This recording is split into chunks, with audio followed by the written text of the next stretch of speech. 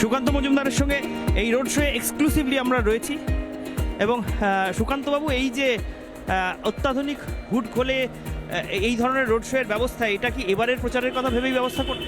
এবার আমি এতদিন পর্যন্ত কোনো করিনি, কিন্তু এখানে অনেক লোক দাঁড়িয়েছিলেন। আমাদের প্রথাগত রোড শো হচ্ছে না। নমস্কার। প্রথাগত রোড, হ্যাঁ ভালো আছি, আপনি ভালো তো? প্রথাগত রোড শো হচ্ছে না। আমি হঠাৎ করে যেতে যেতে সিদ্ধান্ত নিলাম যে এইভাবে যাব আমি। তো স্বাভাবিকভাবেই এখন এখানে পৌঁছে গেছি, এখানে নামবো, নেকে লোকজনের সাথে দেখা করবো।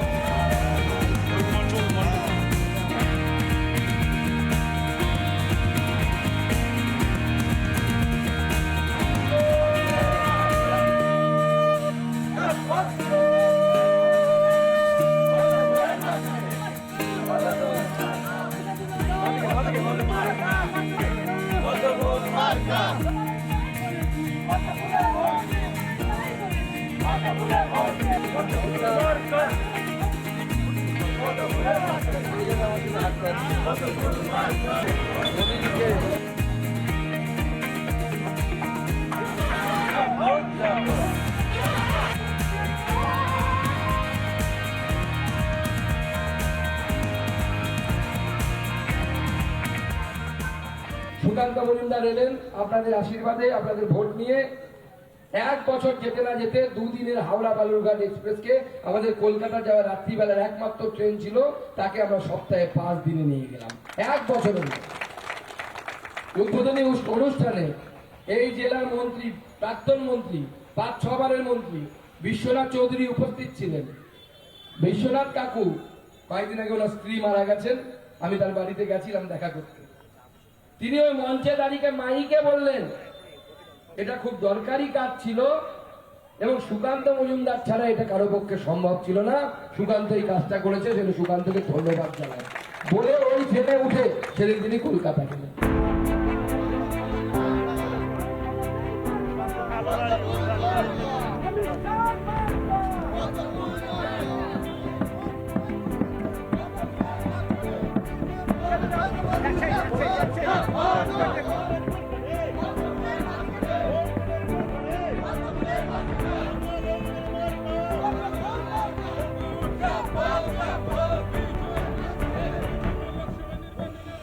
তপন বিধানসভা কেন্দ্রে একটি এলাকায় সুকান্ত মজুমদার পদযাত্রা করছেন। সুকান্তবাবু, এটা তপন বিধানসভা কেন্দ্র? তপন বিধানসভা কেন্দ্রের প্রতিরাম, এবং এখানে মানুষ কি ভালোবাসে দেখুন। আমাকে এক চায়ের দোকানে চায়ের ভার দিয়ে গেল, ঠিক আছে। এই ভালোবাসার চায়ে চুমুক দিয়ে কেমন লাগে? দেখুন, রাজনীতিতে এটাই পাওনা, মানুষের ভালোবাসাটা আসল, বাকি সমস্ত কিছু ক্ষণস্থায়ী, সাময়িক, আজ আছে কাল থাকবে না। এই ভালোবাসাটা থাকলে পরে অনেক কিছু করা যায়। আপনি যতক্ষণ ভাষণ দিলেন দেখলাম একটা লোক নড়লো না, অনেকটা রাত হওয়া সত্ত্বেও এই ভিড়টা সারাক্ষণ দাঁড়িয়ে থাকলো। এটা দেখে একটু আশ্চর্যই হলাম, কারণ নেতাদের ভাষণ শোনার জন্য আজকাল আর কাউকে দাঁড়িয়ে থাকতে দেখা যায় না। এখন মানুষের ভালোবাসা এটাই তো পাওনা, এবং মানুষ ভালোবাসে, মানুষ শুনতে চায় সুকান্ত মজুমদার কি করছে না করছে, মানুষ জানতে চায়। স্বাভাবিকভাবে এই জন্য মানুষ দাঁড়িয়েছিল, এটাই মানুষের আশীর্বাদ। আরও একটা জিনিস খেয়াল করলাম সুকান্ত মজুমদারের ভাষণের সময়, দেখলাম যে সুকান্ত মজুমদার একটা অদ্ভুত সৌজন্য বহাল রাখছেন। বিপ্লব মিত্র তার প্রতিপক্ষ, তার সম্পর্কে বলতে গেলেও বিপ্লব দা বলে সম্বোধন করছেন। এখানে যে ট্রেনটা সপ্তাহে 2 দিন চালু করেছিলেন অধীর রঞ্জন চৌধুরী, সেটাও বলছেন সুকান্ত মজুমদার যে সপ্তাহে 2 দিনের জন্য ওই ট্রেনটা অধীরবাবু চালু করেছিলেন। এমনকি অর্পিতা ঘোষ, যাকে হারিয়ে আপনি সাংসদ হয়েছেন, সেই অর্পিতা ঘোষও যে ট্রেনের জন্য দাবি জানিয়েছিলেন, এই কথাটাও স্বীকার করতে আপনার কোথাও দ্বিধা হচ্ছে না। এই সৌজন্য আপনি ধরে রাখেন কি করে সুকান্ত দা পশ্চিমবঙ্গের রাজনীতির এই আবহে? দেখুন, প্রথম কথা হচ্ছে আমি মনে করি রাজনীতিতে মিথ্যে কথা বলা হয়, কিন্তু মিথ্যে কথা বলার জায়গা নেই। মানুষকে সত্যিটা জানিয়ে কাজ করা উচিত। সেটা আমি বলেও দিই যে দাবি জানিয়েছিলেন, কিন্তু দাবি জানিয়ে তো কাজ হয় না। কাজটা কিভাবে করতে হবে সেইটা চেষ্টা করতে হয়। সেই জন্য আমরা মানুষের সামনে সত্যটা তুলে ধরি এবং যেটা সত্য সেটাই বলি, মানুষকে জানাই এবং মানুষকে আমি প্রমাণ করে দিই যে দেখুন এরা এই কাজ করেছিল, আমি এই কাজ করেছি। আপনারা আপনাদের কোষ্ঠী পাথরে বিচার করে ভোট দিন, আপনারা দাঁড়িপাল্লাতে মাপ নিয়ে ভোট দিন যে দেখুন সুকান্ত মজুমদার কাজ করেছে কি করেনি। কিন্তু কতটা আত্মবিশ্বাসী হলে একজন নেতা এইভাবে বলতে পারেন যে আমাদের কোনো লুকোছাপা নেই? আমি এটাও স্বীকার করছি যে অধীর রঞ্জন চৌধুরী রেল দফতরের প্রতিমন্ত্রী থাকাকালীন এই ট্রেন সপ্তাহে দুদিনের জন্য চালু করেছিলেন। এইটা বলার জন্যও তো একটা ভক দরকার হয়, বুকের পাটা দরকার। তাহলে আমরা বলতে পারি এই জন্য যে দুদিন উনি চালু করেছিলেন, তারপরে ওটাকে আমরা 5 দিন করেছি, তিনি দুদিনের বেশি করতে পারেনি। অর্থাৎ আমরা কাজ করে দেখিয়েছি যে অন্যরা যদি 10 কাজ করে থাকে, আমরা সেখান থেকে 80 অবধি নিয়ে গেছি।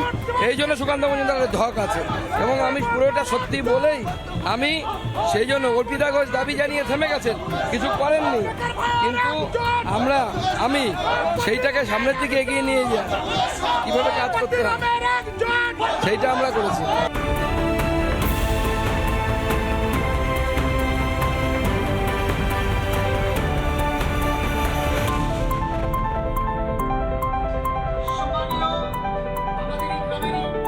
সুকান্ত মজুমদারের যে নির্বাচনী প্রচার যাত্রা, সেই যাত্রায় লাগাতার 3 দিন ধরে সঙ্গী ছিলাম আমরা। 3 দিন নয়, বলা যায় 3.5 দিন।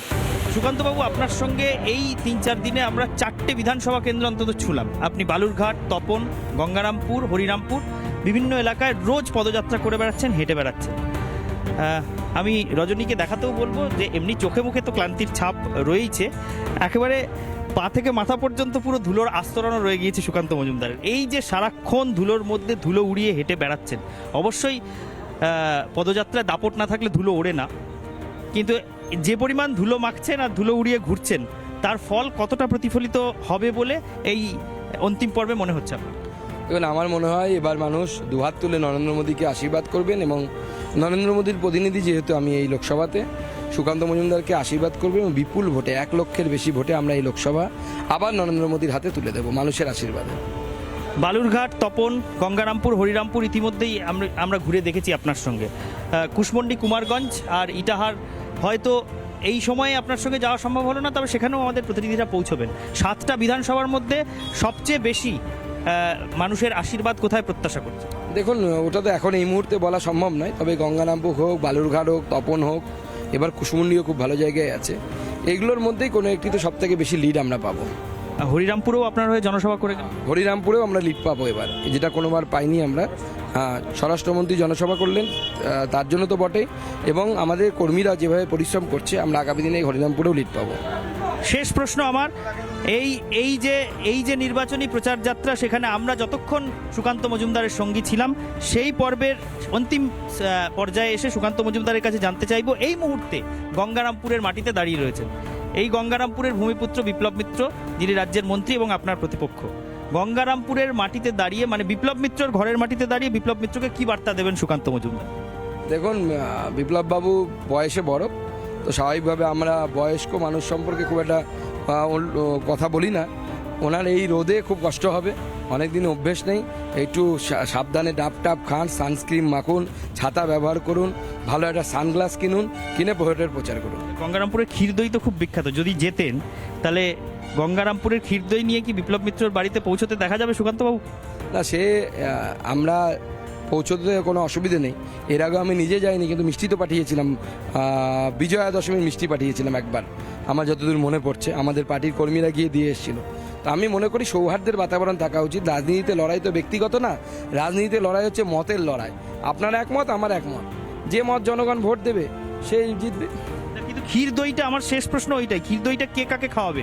সুকান্তবাবু বিপ্লব বাবুকে, না বিপ্লব বাবু সুকান্তবাবু? আমি খাওয়াবো বিপ্লবদাকে, উনি সিনিয়র মানুষ, আমাকে খাওয়াতে হবে। সুকান্ত মজুমদার গঙ্গারামপুরের মাটিতে দাঁড়িয়ে বিপ্লব মিত্রকে প্রায় সরাসরি চ্যালেঞ্জ দিয়ে গেলেন যে গঙ্গারামপুরের ক্ষীরদই তিনি বিপ্লব মিত্রকে খাওয়াবেন ভোটের ফলাফল প্রকাশ হওয়ার পর। ভিডিও জার্নালিস্ট রজনীকান্ত বেরার সঙ্গে ঈশানদেব চট্টোপাধ্যায়, রিপাবলিক বাংলা, বালুরঘাট।